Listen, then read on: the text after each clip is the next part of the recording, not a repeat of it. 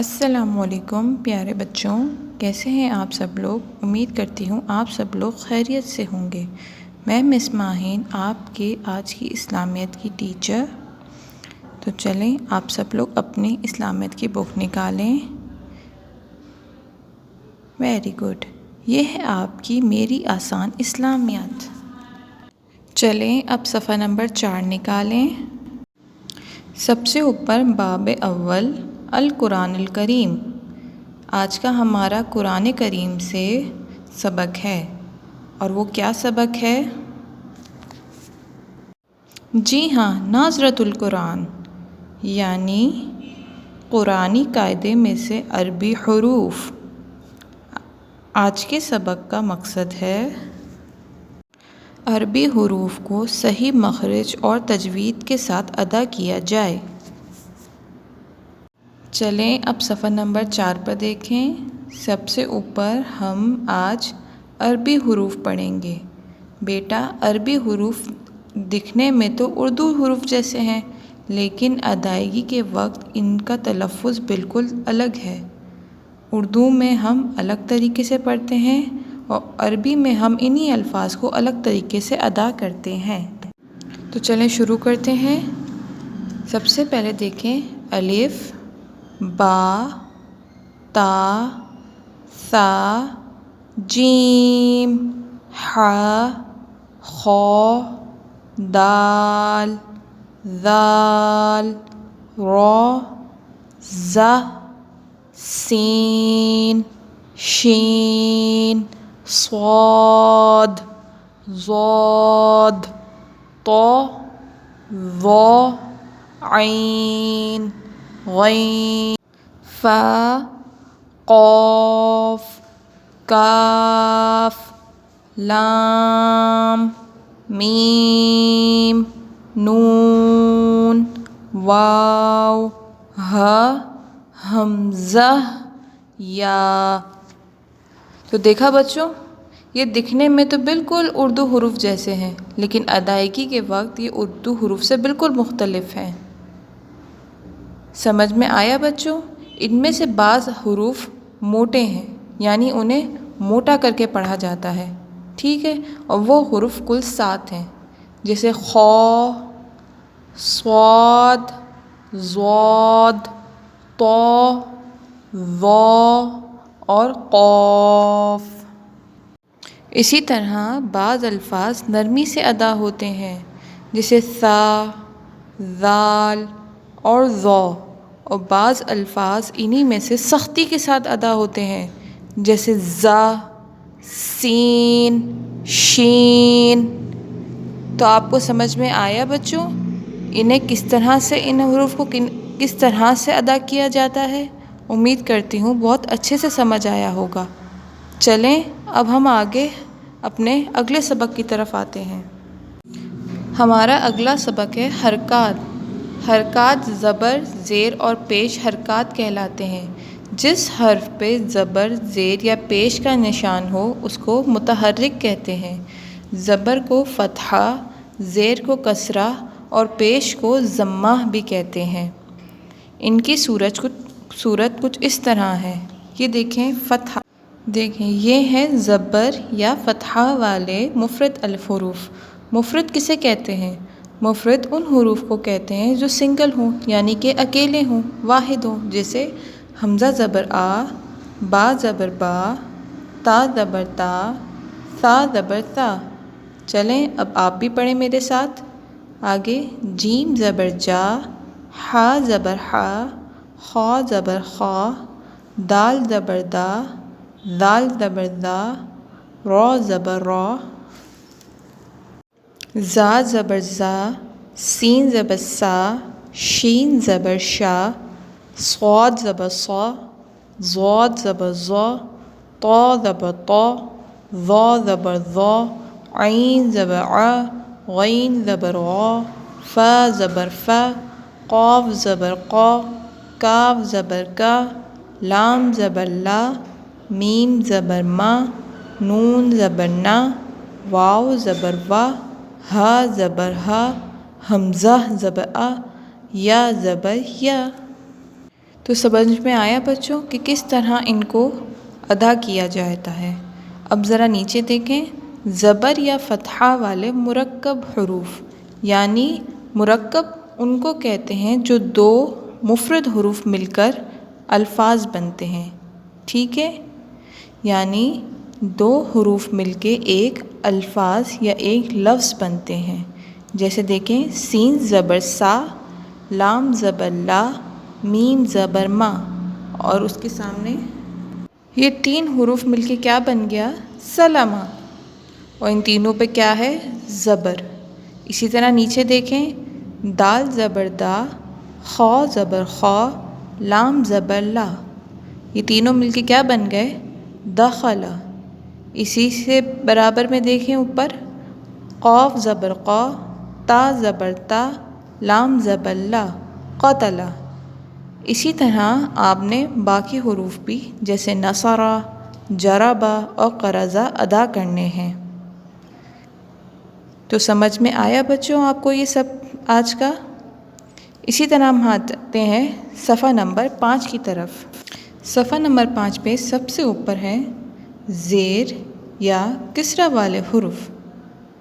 انہیں آپ کس طرح پڑھنا ہے؟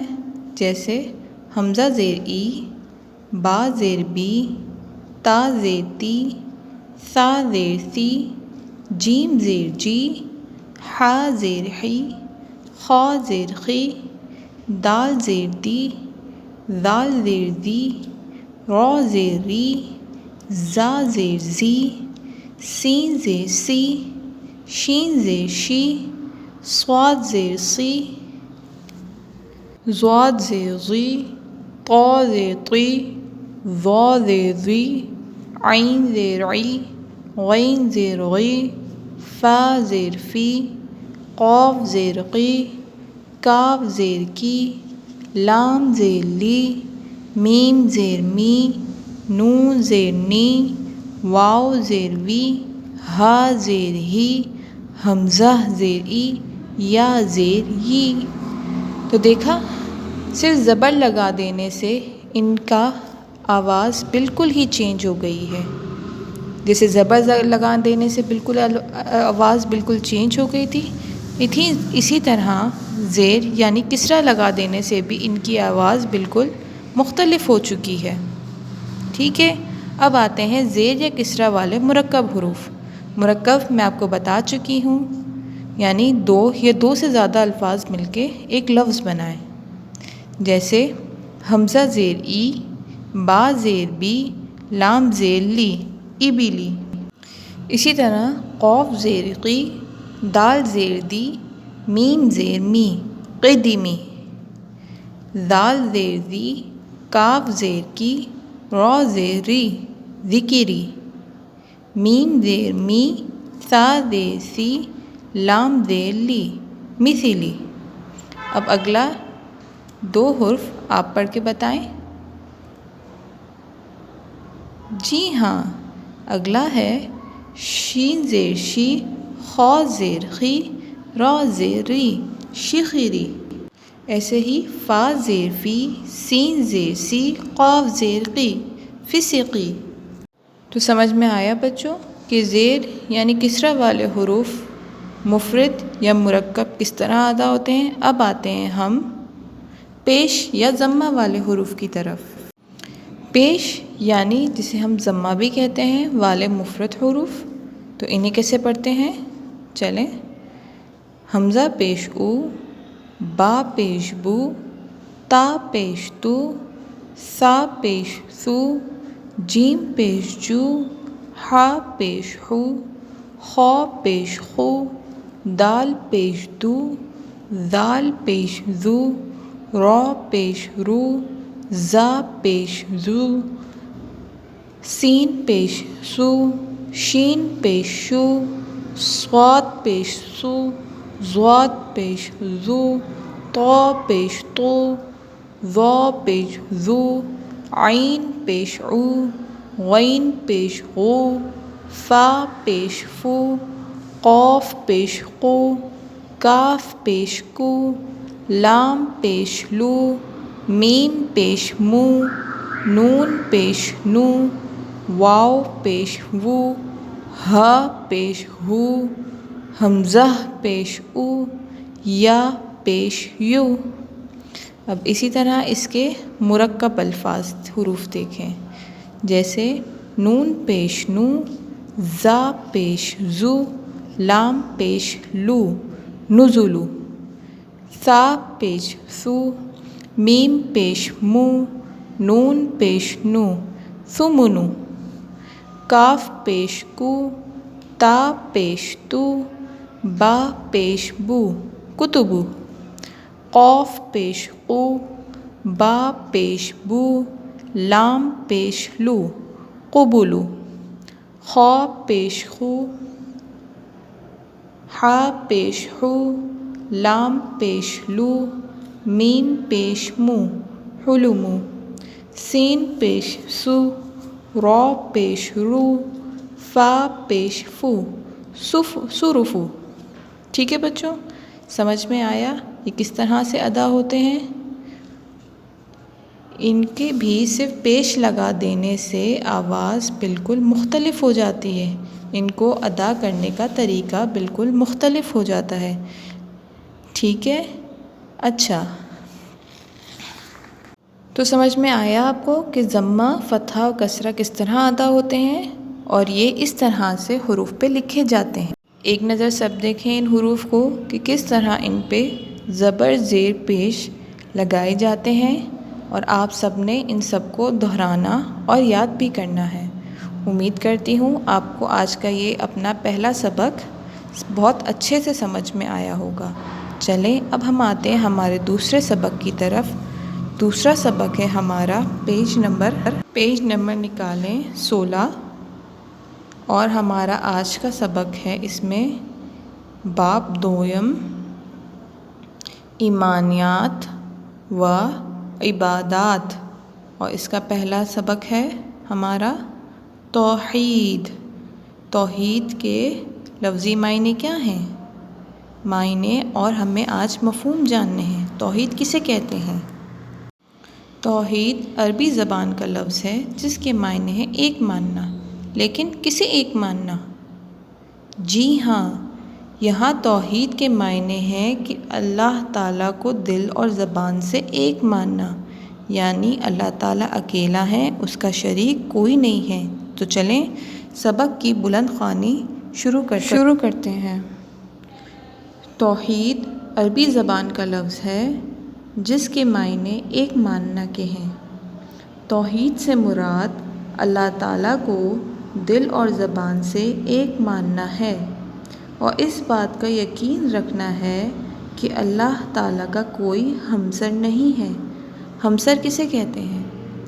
ہمسر کہتے ہیں یعنی اللہ تعالیٰ کے برابر کوئی نہیں ہے، کوئی بھی اللہ تعالیٰ جتنا طاقتور نہیں ہے، نہ اس جتنے کام کر سکتا ہے۔ اللہ تعالیٰ تو سورج کو بھی چلاتے ہیں اور چاند کو بھی چلاتے ہیں، دنیا کا ہر کام اللہ تعالیٰ کے حکم سے ہو رہا ہے۔ کہ کوئی اور طاقت ہے جو اس کے علاوہ یہ کام کر سکے؟ نہیں ہے۔ اسی کا مطلب ہے کہ اللہ تعالیٰ کا کوئی ہمسر نہیں ہے، اور اسی بات پر ہمیں ایمان رکھنا ہے۔ تو چلیں آگے شروع کرتے ہیں۔ وہ واحد ہے اور اس کا کوئی شریک نہیں۔ عقیدہ توحید ہی ہمارے ایمان کی بنیاد ہے، اور اسلام نے اس عقیدے پر بہت زور دیا ہے۔ قرآن مجید میں بار بار اس کا ذکر کیا گیا ہے۔ اللہ تعالیٰ کا ارشاد ہے، وَإِلَٰهُكُمْ إِلَٰهٌ وَاحِدٌ لَا إِلَٰهَ إِلَّا هُوَ الرَّحْمَٰنُ الرَّحِيمُ۔ سورہ بقرہ آیت 163۔ ترجمہ: تمہارا معبود یکتا معبود ہے، اس کے سوا کوئی عبادت کے لائق نہیں، وہ نہایت مہربان اور رحم کرنے والا ہے۔ یعنی قرآن مجید میں خود اللہ تعالیٰ فرما رہے ہیں کہ وہ اکیلے ہیں، یعنی صرف وہی عبادت کے لائق ہیں، اس کے سوا یعنی اللہ تعالیٰ کے سوا کوئی عبادت کے لائق نہیں، وہ نہایت مہربان اور رحم کرنے والے بھی ہیں۔ تو سمجھ میں آیا آپ کو آیت کا مطلب؟ یعنی اللہ تعالیٰ خود قرآن میں فرما رہے ہیں کہ وہ اکیلے ہیں، اس کے سوا کوئی بھی عبادت کے لائق نہیں ہے۔ تو چلیں اب ہم سبق باقی کا شروع کرتے ہیں۔ اسی طرح دیکھیں سورہ اخلاص قرآن مجید کی وہ سورت ہے جس میں عقیدہ توحید کی وضاحت کی گئی ہے۔ یہاں پہ نیچے سورہ اخلاص کون سی ہے آپ کو پتہ ہے؟ جی ہاں، قل هو اللہ احد اللہ الصمد لم یلد ولم یولد ولم یکن لہ کفوا احد۔ جی ہاں، یہ ہے سورہ اخلاص۔ تو سورہ اخلاص کا ترجمہ نیچے لکھا ہوا ہے، اسے پڑھیں۔ کہہ دیجئے کہ وہ اللہ ایک ہے، اللہ بے نیاز ہے، نہ وہ کسی کا باپ ہے اور نہ بیٹا، اور کوئی اس کا ہمسر نہیں ہے، یعنی اللہ تعالیٰ ایک ہے۔ اللہ تعالیٰ بے نیاز اسے کہتے ہیں بیٹا جس کو کسی کی ضرورت نہیں ہوتی ہے، یعنی اللہ تعالیٰ کو تو کسی کی بھی ضرورت نہیں ہے مدد کی، ہم سب کو اللہ کی ضرورت ہے۔ نہ وہ کسی کا باپ ہے اور نہ کسی کا بیٹا، اور کوئی اس کا ہمسر نہیں۔ ہمسر کا ترجمہ میں آپ کو بتا چکی ہوں کہ ہمسر کیا کہتے ہیں کہ کوئی اس کی طاقت کے برابر نہیں ہے، کسی کے اندر بھی اتنی طاقت نہیں ہے جتنی اللہ تعالیٰ کے اندر ہے۔ ٹھیک ہے، چلیں آگے پڑھتے ہیں۔ اللہ تعالیٰ کی ذات کی طرح اللہ تعالیٰ کی صفات میں بھی اس کا کوئی شریک نہیں، وہی سب کا خالق، مالک، رزاق ہے۔ صفات کسے کہتے ہیں؟ یعنی اللہ تعالیٰ کے اندر جو پاورز ہیں انہیں ہم صفات کہتے ہیں، یعنی جیسے خالق پیدا کرنے والا، اللہ نے ہی ہم سب کو پیدا کیا ہے، کسی اور ذات کے اندر ہے یہ طاقت؟ جی نہیں، اللہ ہی ہم سب کا مالک ہے۔ اسی طرح اللہ ہی ہم سب کا رزاق کہتے ہیں رزق دینے والے کو، یعنی جو ہم کھانا کھاتے ہیں، کپڑے پہنتے ہیں، وہ ہمارا رزق ہے۔ وہ کس کی طرف سے ہے؟ جی ہاں، اللہ تعالیٰ کی طرف سے ہے۔ اسی طرح زندگی اور موت اس کے قبضے میں ہے، کوئی بھی چیز اس سے پوشیدہ نہیں، وہ ہر چیز کو جاننے والا ہے، وہ دنیا کی ہر چیز پہ قادر ہے، اور جو وہ چاہتا ہے وہی کرتا ہے۔ ہمیں چاہیے کہ ہم اللہ تعالیٰ کو اپنا واحد، اپنا خالق مانیں، اور صرف اسی کی عبادت کریں اور اسی سے مدد مانگیں، اور کسی کو اس کا شریک نہ ٹھہرائیں۔ تو سمجھ میں آیا کہ توحید کسے کہتے ہیں؟ یعنی ہم ہر چیز میں صرف اور صرف اللہ تعالیٰ کی مدد مانگیں، اللہ تعالیٰ ہی کی عبادت کریں، اور اس کے سوا کسی سے نہیں مانگے اور نہ کسی کو اس کا شریک ٹھہرائیں۔ تو پیارے بچوں، آپ کو آج کا سبق سمجھ میں آیا؟ امید کرتی ہوں بہت اچھے سے سمجھ میں آیا ہوگا۔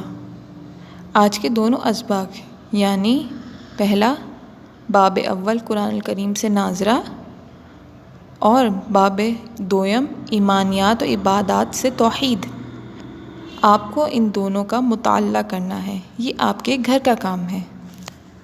چلیں آج کا ہمارا یہ ویڈیو لیسن یہیں اختتام پذیر ہوتا ہے۔ ملتے ہیں اگلے ویڈیو لیسنز کے ساتھ، تب تک کے لیے اللہ حافظ۔